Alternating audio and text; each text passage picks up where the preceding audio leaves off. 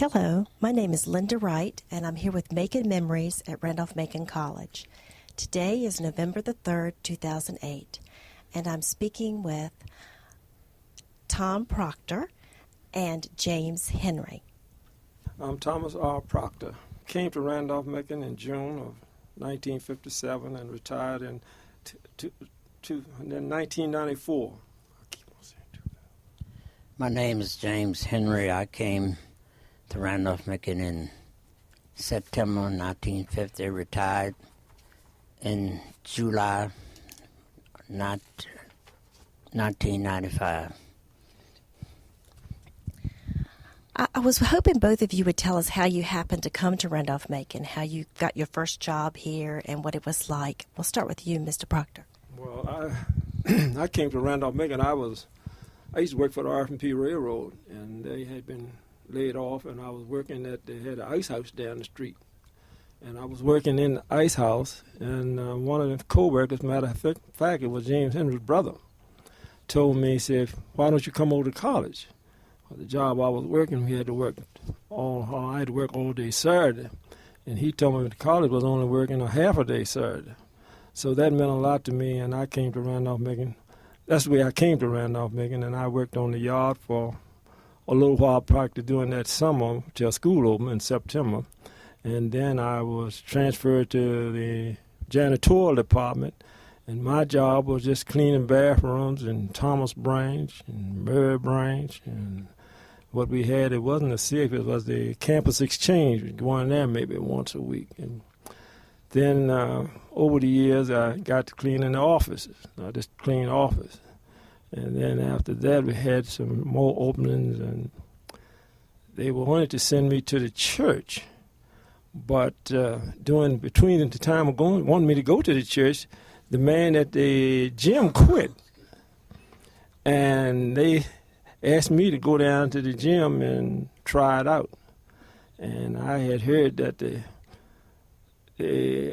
AD down there was pretty hard to get along with, so I heard.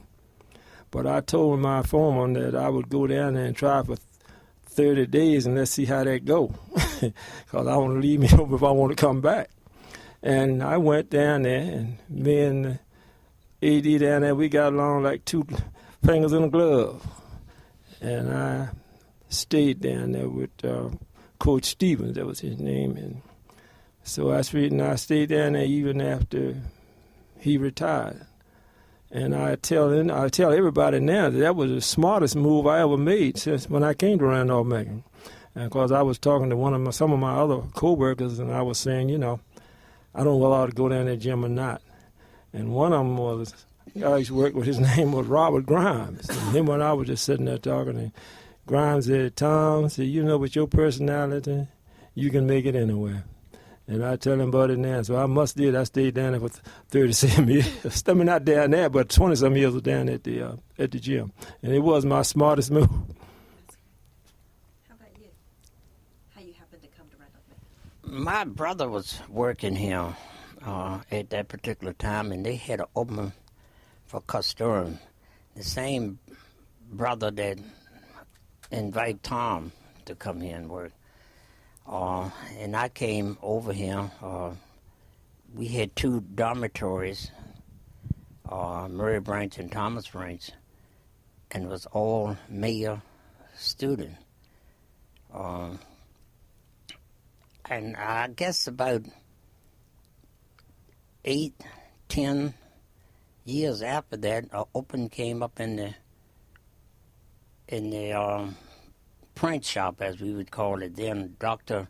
Richard Grove, who had a Navy contract with Dow Green, and his reports had to be done on an offset press. It was a student here that had been in service, worked on offset press in service, and came back here to study minister. And he was getting ready to graduate, and Dr. Grove asked me, would I try this? And I did. Dormitory over to the administration building, which is Pia Hall, And at that a little before that particular time, it was the library. And Tom and another cousin of mine helped cut out the library, took out the stacks and everything, and they made it into administration office. So I stayed in there for quite a while. Dr. Molan, who was the president, Marshall McNeil was the treasurer, and the little bit of money we got wasn't much. So we all tried to do a little extra work to try to offset and make some kind of a living. But while we was here, in Custorum situation there, we had to do a little bit of everything. Even went outside and raked leaves, or during the fall, or did a lot of cleaning up in the dormitories. At that particular time, we had to make up beds when I first came here and clean the rooms up. One of the things we had was an old pasteboard box to dump the trash cans in it. A lot of times we came out and it was full of water. Even they set it on fire a few times, some of the students. Then they had water battles, and the water ran down the steps like it was running down James River. And of course the administration would tell us, boys will be boys. So we had to clean it up. But all of that disappeared after a while. On the side of the campus that we're living on, where we are on now, where the library was at, it wasn't any academic building or anything over this side of the campus. They had some barracks that came from the Army. World War II was over here. I saw Fox Hall being built. I witnessed the science building, which was Smith's Hall at that time, the library, the auditorium, the Duncan Memorial Church, the dormitories out here we would call the village. Many years they had a tennis court out there, and then they moved that tennis court from out there over here by the cafeteria, I think, somewhere in that spot back up in there. But we witnessed the cafeteria being built and everything over there. We witnessed Molan Dormitory, I can't call the name of all the others. Star was out there too. Star Dormitory? Yeah, that was the last Was that one. Star? Mm-hmm. Yeah. First one that you get to. Right. But I worked under 3 presidents, Dr. Molan, Luther Wright, and Lydell Payne, under 3 treasurers, Marshall McNeil, Reed, and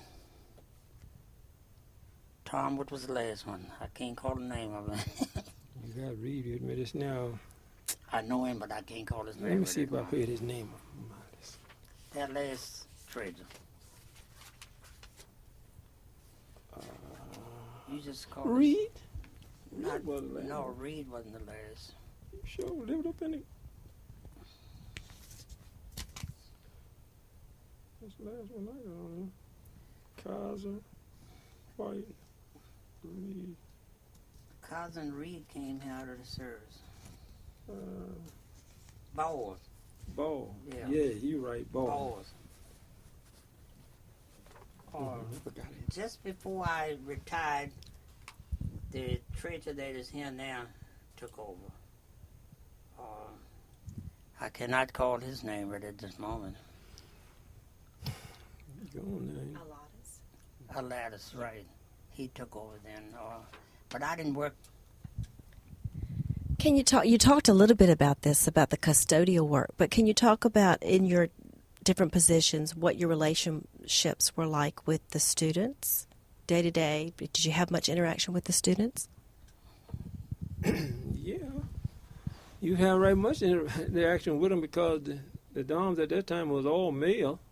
I mean, to begin with, and you had to go in and clean rooms and up and down the halls every day. And of course, sometimes you walk in there, you felt like cussing when they didn't have one of them water battles and water running down the steps. And I remember one incident I had when I was cleaning office, and then one of the fraternity houses was over there on that side of the campus. It was Cap Signal and what was it, K, and Lamakai was over there. And I had to go up and clean. So one morning it was a real kind of one of them dreary mornings, foggy and rainy. And it was early in the morning. We went to work at 7:30, and as I started up the steps because they downstairs was mostly for recreation, and they slept upstairs, but had to come up the stairwell. And just as I started up top of that, started up halfway up that stairwell, I saw some legs and some shoes hanging down there. And I backed up because it hadn't been, it had been recently that a kid had hung himself in a dorm, not here at Randolph Macon, somewhere else. And as I went up the steps, I could see them feet hanging down like that, and them waist overhaul was hanging like that. And I said, wow, I ain't going up there. So something told me, I said, I'm leaving, I'm going to the office and report it. So, and then on my way over there, something said, man, you better not go out. You know how many cranks these kids pull on you. So my heart was going. But I braved it and came on back.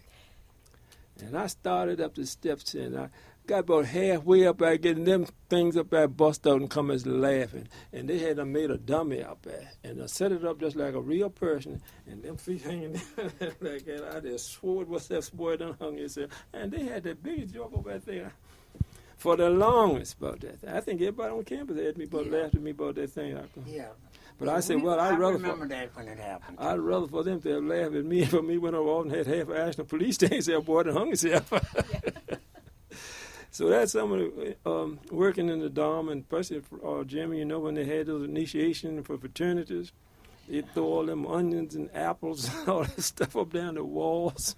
And like you said, in the summertime, we used to do painting and washing walls down, washing the furniture down. We had to do all that. The custodian had it really rough at that particular time, or had to clean up that mess and everything. Truthfully, we heard all kinds of words too. Students would call out the window and call you all kinds of things and do all kinds of things to you and say all kinds of things. I recalled at one time at Thomas French Dormitory, this was a few years had passed in, and they had a trash truck used to come over and pick up the trash because they had dumpsters sitting outside, and the janitors had to dump their trash in the dumpsters. And the trash truck would come on, the man would come over, and sometimes he had to get out and peep around and this and that. When he got out, them boys threw a bucket of water down on him.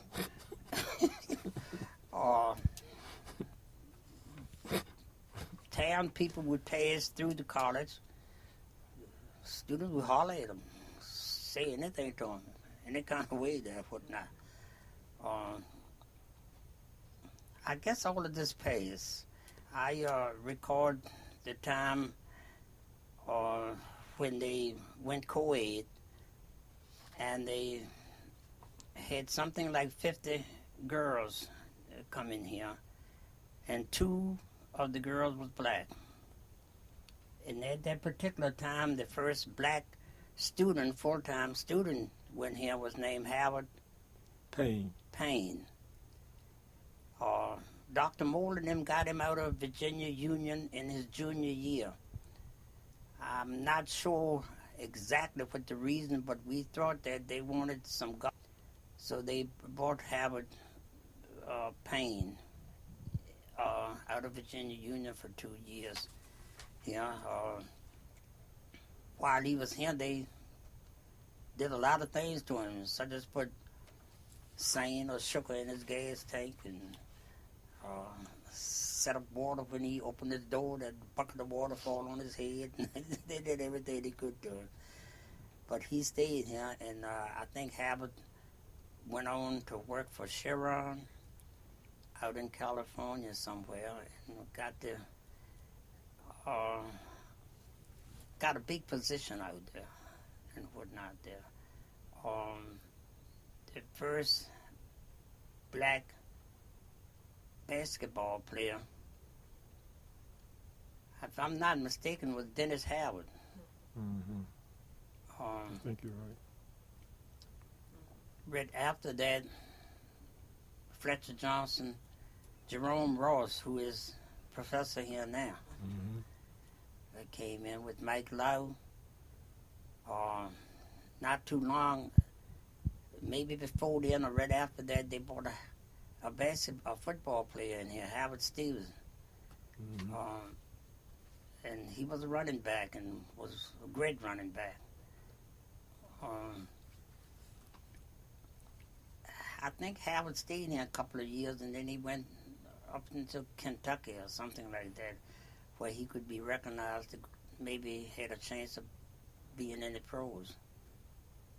If I'm not mistaken, he might went to the He pros. did. Yes. He went to the pro. Okay. I'm trying to think of the name of the team he went to, but he used to come back by here. Yeah. But I recall the library, not the library, the cafeteria.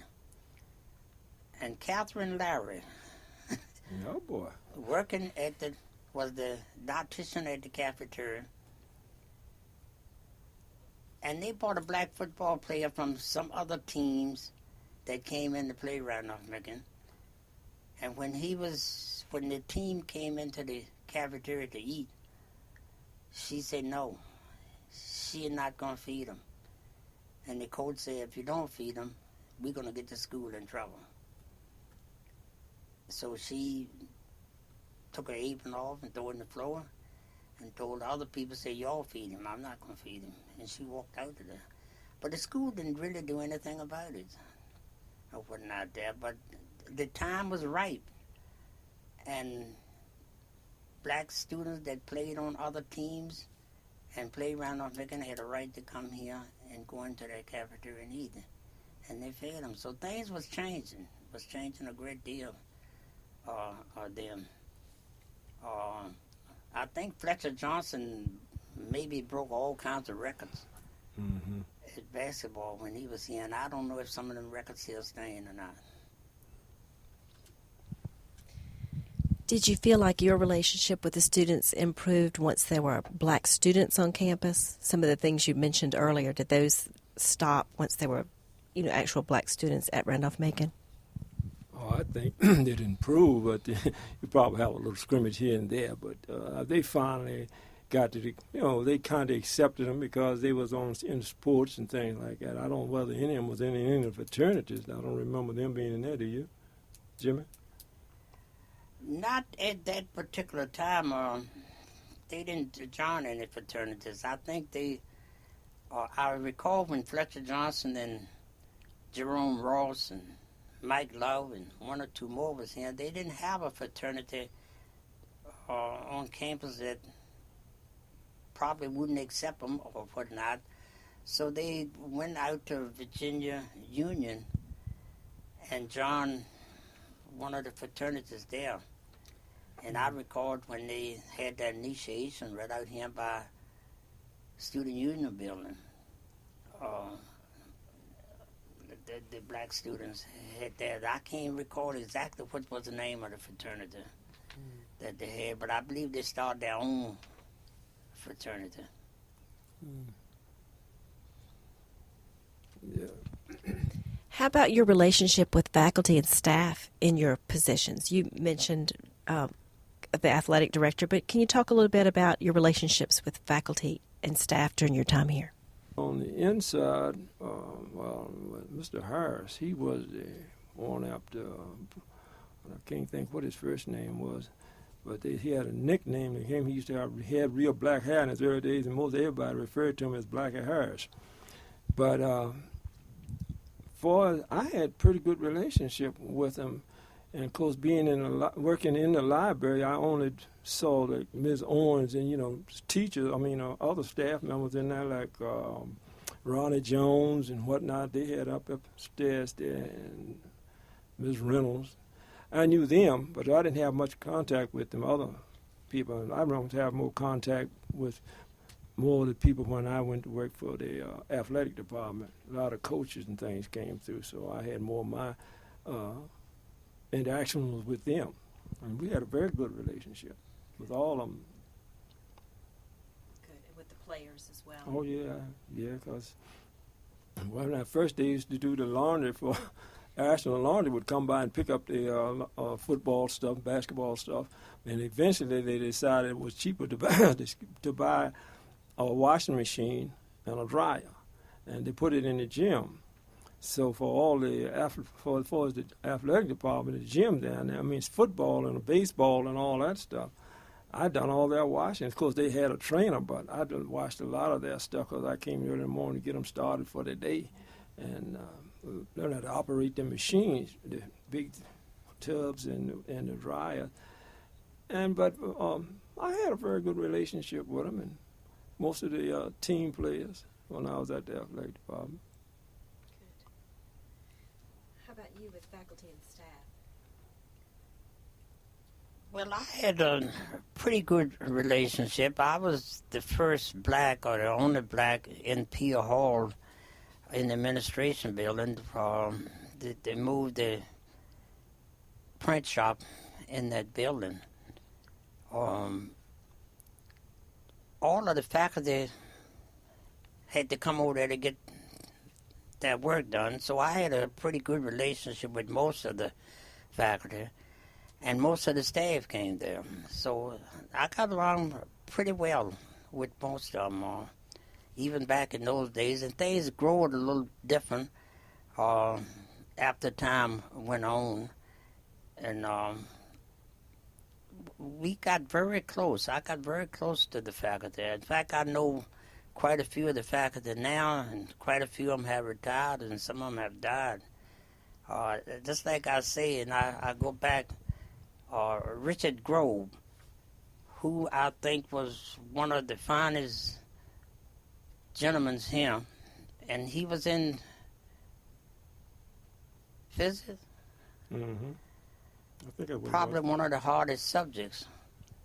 Very brilliant man. Started me off in the print shop, and then he started the computer center. Mm-hmm. And he came and asked me that I know anybody, special black, that could do key punching. And it happened my sister had took up the key punching, and she came over and worked for him. Dr. Grove was called to MCV and worked or started off the computer system down there. Very brilliant man. And then I guess University of Mississippi called him. I guess that was the name of the college down there, but he went down there and started off their computer system and died. Had a massive heart attack. But he was one of the finest gentlemen I ever want to run across, one of the nicest professors that ever worked here during my time. And I sure would love to know where his children are. I don't know where his wife is living or his children. I would love to know. I can't get in touch with any of them. I think one of the other things, Jimmy, for his benefits during the time we first came there, that was very poor.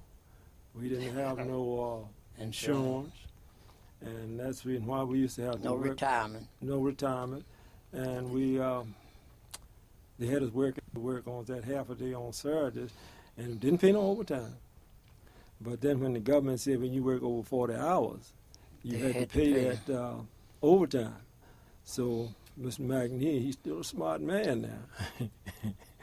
He said he wasn't going to pay it. So what they do is work half of the crew, like in the janitor, some of them have to come in on Saturday because the dorms and what have you. And what he would do, you'd work Saturday, and then you'd have to take off half a day during the week to get around that. But then as the college grew, it got so that you needed the full staff. So they finally had to pay the overtime. And for his insurance, we didn't have no insurance. And travelers, they used to always tell us that wouldn't nobody carry us because we were black. And black was more prone to different diseases, all that kind of stuff. But anyway, I don't know how the grapevine, somebody got into something, and the travelers, somebody from Travelers came out here and inquired about the insurance, and that's the way we got into having insurance. But at first we didn't have no insurance, and those, of course, at first, as a matter of fact, when it came, it was very good because they paid the whole thing. And then as the insurance premiums increased over the years, then we come as to paying for our families, if you put your family in. And things began to get better over the years from then on. Yeah, we was offered, after a while, the same insurance that the faculty had, the administration staff had, or no retirement. I guess I worked here 15 years without any retirement. And one thing led to another. I went in there to talk to the president. I think with Luther White. I could be wrong. I don't think it was Payne. I think it before Payne came here. And I told him it wasn't much use in me staying here any longer without any retirement. And he said he was going to the board of director and see what he could do. This fellow, Robert Grimes, who was here, was working with the painter, and then he took over as to being head painter, and he went with me in there and talked to the president, too. And the president had a meeting with us down at the cafeteria and told us that the board had accepted and passed it. And we got retirement. Then we could, I think it was 5% of your salary, and the college would put up 5% or something like that. Oh, they had 3. You could either take 3 or 5. Well, whatever, yeah. But some of the people really didn't get into it. Then they brought it back down to maybe 2.5% or something. People were saying we wasn't making any money. We couldn't pay that 5%. The only regret I have today is I didn't put more into it. Jimmy, I think we too should mention that you remember White, when during that time came about, I think it was one of the highest increases we got. They gave everybody, White gave everybody increase in pay because most of the raises we got would amount to maybe about $2.50. Yeah. A day. Well, I mean, if you was making $35 a week, and next week you make $37.50 or something like that. But when White came, he raised everybody on the yard. I mean, wherever they was working, they got a 10% increase, and I said that was the biggest increase I believe we got since I was here. Up until that time, of course, as time went on, things got better because some of them older folks got out there and younger people came in. But and then, like you said, when their retirement came about, well, naturally, I wanted to get in because I had worked railroad and we had retirement, and I knew what retirement was, and I figured that if they were going to would give me 5%, I was going to squeeze mine for another 5%. So that's the reason I'm doing well now. Good. So you remember that, Jim? I think someone said that the lowest you could take was 3, but they might have lowered it after that more than that. I don't know, but I always remember 3 and 5. They wasn't going over 5. We had a superintendent of building and ground. Who's that? That very few of the workmen's like. And I'm not going to call any name, but he didn't have a good attitude toward his workmen's that was here. I really didn't come under him because I had moved into the print shop. I was under him, I guess, from the beginning because, like Tom said, Harris, I can't call his first name either right at this moment, was the superintendent, and then this other young fellow took over. But it looked like he had a attitude towards the blacks and whatnot that wasn't very suitable. We lost some workmen here because of his attitude. My brother left and went to Robbins, the pharmaceutical place. One of the reasons because of his attitude. Howard Abrams, who was kind of head of the yard at that time and was very good at the yard work out there. He went to Robbins because of the situation of the customer. Robert Grimes went up to King's Dominion when they opened up as the head painter up there because he asked for a raise and the superintendent wouldn't give it to him. And he said that was the best move he ever made, to go up to King's Dominion. But this guy wasn't a nice guy to get along with. He had a couple of brothers here, and to my opinion, just different as day and night. We got along with them very well. I did, anyhow. I didn't have no problem. Yeah, I see one on now every once in a while we talk. Yeah, it happened the superintendent have Pace. He died, but after he retired, I don't know if he retired or not. What's that? I'm not sure, because they brought somebody in here and put it on top of him, and he didn't like it. I'm trying to think of, he was a preacher's son. His wife worked as a secretary in the gym. Yes. Oh, I can't think of what his name was. He didn't stay here too long either. I can't either. I know who you're talking about. Names go away. Yeah, he wasn't here that long either, but I know what you... Oh, we always said he did preacher's son, and his wife worked down at the gym with me for a good little while. And then some incident happened, and she still worked here because she went down and worked for the Pains for a while. This young boy that came back, and he got over top of the superintendent because of his education and because of his knowledge of knowing how to deal with the faculty and the board of supervisors and all that kind of stuff and whatnot there. He got over top of the superintendent. The superintendent was still the superintendent, but he didn't like this guy being over top of him. I'm not sure whether he quit or what happened.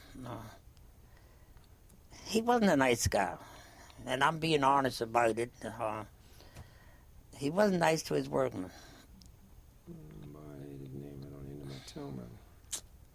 He had 2 or 3 pets. We call him head all the time. We did. Yeah, but I'm talking about this guy that was over top of what's his name? Yeah, his father was the minister of Duncan Memorial at that time, a very good Methodist minister, and he had 2 boys, I think. And I can't call the name of Brent Douglas. Douglas. Douglas. Reverend Douglas, who was at Duncan Memorial at that time. And he had these 2 boys, and these boys grew up and whatnot there. And one of them came back here and got over top of our superintendent. I'm not going to call his name. I can't call his name, no. What's your happiest story about working here? Can you think of a funny story or just a happy memory you have about your work? Go, Jimmy. Not to say it's per se a particular moment, but I can say this beyond a shadow of a doubt, that my greatest working period here was the time I worked for the athletic department. I enjoyed working with the athletic department more than all. That was my best time of the whole 37 years, was when I went to work for the, as I said before, that was the greatest move I made when I went to work for the athletic department. I enjoyed working down there. I used to come off vacation sometime, and my wife said, "You hate to go back to work?" I said, "No, I don't hate to work." She said, "Well, I always hate to go back to work." I said, "I don't mind going back to work. I enjoy trying to come back, you know." And of course, I had a good relation with all the athletes. Good. So I'd have to say my best time was the time I spent working for the athletic department. Good. I guess I could say working in the print shop. I got the hours that the office people got. Came to work at 9 and got off at 5. I had an hour for lunch. Cut stories and people that work out on the yard and whatnot got a half an hour for lunch. And they had to be here at 7:30, and I think they worked till 4 o'clock, something like that. But I got those hours, and then when Christmas time came, I got the same time that the office people got off. Vacation time and everything else. So there was a great time. The last 8 to 10 years that I was here, I really enjoyed. Jimmy, you know what? And if I could come back here today, I'll do it, but I'm not able to do that work anymore. But I enjoy working here those last 20 years of my life. Vacation it was beautiful. Time, was one of the best things. You remember when vacation, when I first came in, of course you was here then. Yeah. And vacation, everybody had to take vacation at the same time. Yeah. And that was in it was in June or June. Yeah, because I came in the June, 4th of July, and practically something everybody like was. that. Because Custorium, I was here, and we had to take it. Yeah, when I at the came, same time. everybody went on. Well, I had probably been here a week because I had the old truck running around picking up trash at the like dormitories and out at the village right now, and everybody was off. And then we didn't get but a week, and everybody had to take that when they said take it. And then over the years, then it finally got to the point where you could make your choice. But of course, they asked us to try to take it in such a time when it wasn't busy. Now, like me being in the athletic department, if I was going to take my vacation, I would take it anywhere between June and August because the football team would come back in August a little early. So I could have, anywhere from June to August, I could take my vacation and go. I think I know that the other departments done the same thing. They took most of the time when school was closed. But that thing, one time, everybody had to take it at that one time. That was it. Yeah, and we got sick leaves. Yeah, then, we finally got sick leave. Yeah, it got better. As well as personal holiday, personal days. And whatnot. One of the best times I had at Christmas time, the administration staff had 2 to 3 weeks off. Yeah, y'all played it up. And I got it. Most of the other people didn't get it that was working on the yard or whatnot, didn't get it. But I got just about everything that they offered the administration people, the deans, the president, the faculty secretaries, and all that. And I got along with them real well. When I retired, this young lady, Brenda, took my place. And Brenda is a whiz in computer. I couldn't do what Brenda is doing. And Brenda, she will holler today that she learned from me. But that's not really all true, because the college was switching over. They had switched over from the printing press into Xerox machines and this and that and all that. And I learned some of them Xerox machines, but then it was upgraded. And it wasn't easy to learn them and whatnot. And Brenda was a whiz at doing this. And she will holler now. She'll tell people, James Henry taught me everything in the computer system. We had a postage meter that we got out the mails and had bags of mails that we sent out and whatnot there. And we had to put money into the postage meter by telephone and whatnot. Brenda helped me a great deal in learning some of these things and whatnot there. And I still say that Brenda is great in computer. You said pretty many books together too, didn't you? The professor writing them books. Yeah, we put books together. In fact, when I first came here, we ran off some of the faculty books that wasn't offered to the faculty to teach their courses on the printing press. Just enough to give out to the students and the faculty could use. And a couple of professors went off and had those books. I can't use the Published, word wasn't it? published. Yeah, I had those books published after a few years or whatnot.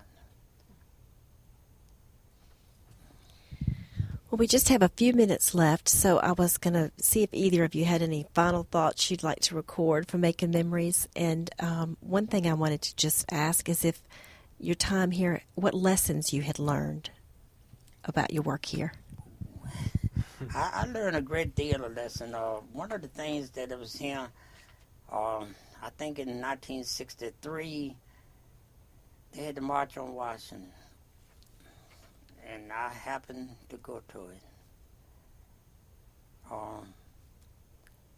My brother and I went, and quite a few other people ran here and went to it. We had an elder gentleman in the community that Tom probably know better than I know. Robinson. William Robinson. Conti. Oh, Mr. Conti Robinson. Oh, yeah. Yes. And he went with us. He was up in the age then. I don't know whether he was 90 years old or what he was at that particular time. But he went with us. William went too. And whatnot there. But that was the greatest thing I guess happened to me in my life, to be able to go to that march. During that particular time, I had a few days left on my vacation, so I took a vacation. But my brother went, and he didn't have any vacation. And our treasurer didn't want to pay him, or didn't pay him. But Dr. Moreland spoke up and said, you pay him or else. And they paid him for that particular day. Now, of course, I had vacation days, so it didn't matter or whatnot there. But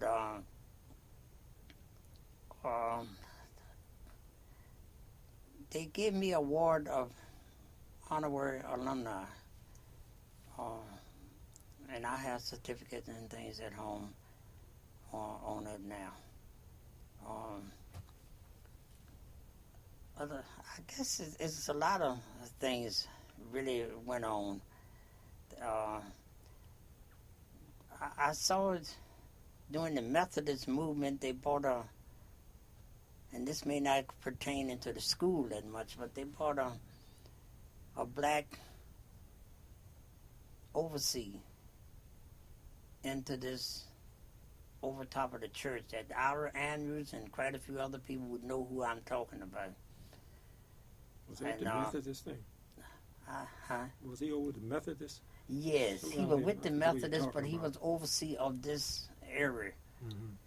And they put him down on Henry Clay? No. What's the name of the street? Thompson? England? No, before you get to England. Going out this way. What? Going out this way? Yeah. Oh. Henry Street or Merrill? No, not Henry Street. Merrill? The one that run this way. Oh. Right there, the church. Oh, that's Henry Street. England Street coming up there? That England Street way over. Oh, ain't that England Street coming right up there by the old... The England Street is the main College street. Avenue. College Avenue. And they brought him in here, and they put him in a house there on College Avenue. All white residents. Didn't no blacks live there. I forgot all about They made up nothing much they could do about him because the Methodist people brought him in here. I enjoy working in P.O. Hall. I enjoy working with the people I know. The faculty, Harold Davis, who was dean of college. Hired the first full-time black secretary. I'm just trying to think of what her name was.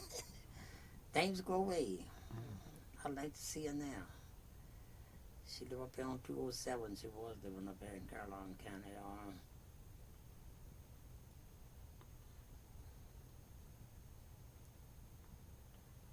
I can't think of White. Her last name was White.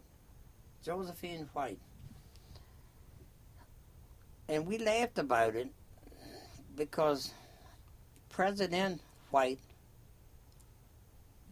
had a secretary named Catherine Davis. Dean Davis had a secretary named Josephine White. Oh. So we just, to kind of put that together at that particular time. But Luther White was pretty good. The college really didn't have money like they got today. The endowment was way low.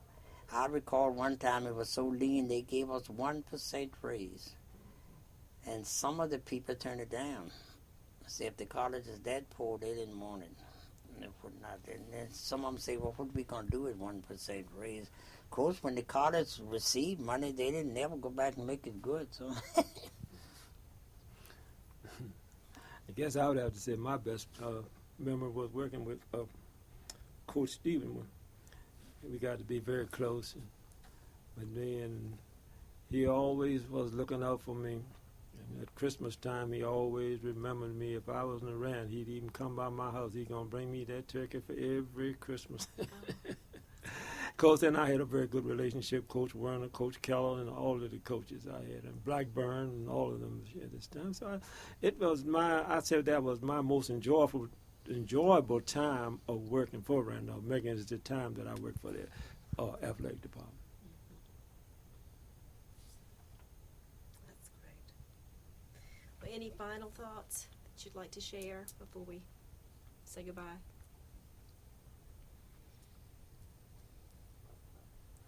No, we better not tell that, Jimmy. What I thought about, we better not tell. but not tell what. No, the mic on. Oh, I did have one thing I wanted to ask. You had mentioned you were, I think, both around when the library moved from Peel Hall to this new building. And could you talk about how the physical move of that? You were talking about demolishing the part in Peel Hall, but were you involved in the construction or putting things over here at all?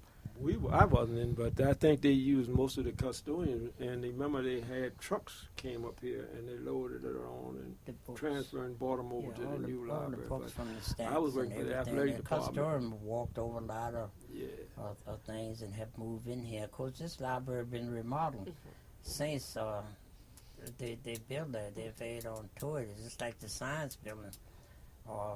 It was a one-story. Not a one-story, but a basement and two-story building. Wasn't quite as large as Fox Hole. But then they add to that science building. It's a beautiful place now. But construction of this building, no, we didn't do anything. No. But it's a lot of the custodians did do some construction to the motel dorms. When they was being built out there. They built those motel dorms out there. Nothing looked like the dorms out there now. And the workmen here helped build those buildings out there. They use them. The workmen to do a lot of the working things out there. Well, you know, when you was mentioning about how we, your cousin and I hauled that library out and turned it into a field hall, into an administration building. The work we done in there, the air hammers, and a lot of them stuff, you had to go in there and cut them off cement floors up there, and then we had to cut, I think there was about 6x6 holes down in there for them to pour cement to build this new building up there. And one time we had to haul that thing up, and the inspector came by there and looked, they didn't have no supports in there holding that thing. Back about the four walls, and then they had that slate steel on top there, And they came and made them put some props in there, and I thought about that thing, how big a fool we was in there running them air hammers and cutting them steps out, you know, right there, you had to cut all that out. It was just the 4 walls when we finished with it, and then they rebuilt it. And I think I got a big reward that year for Christmas. They gave me a big bonus. Yeah. How much? $50. Good. Well, I want to thank you both very much for coming and sharing your memories. Tom Proctor, James Henry, thank you. Thank you for having us.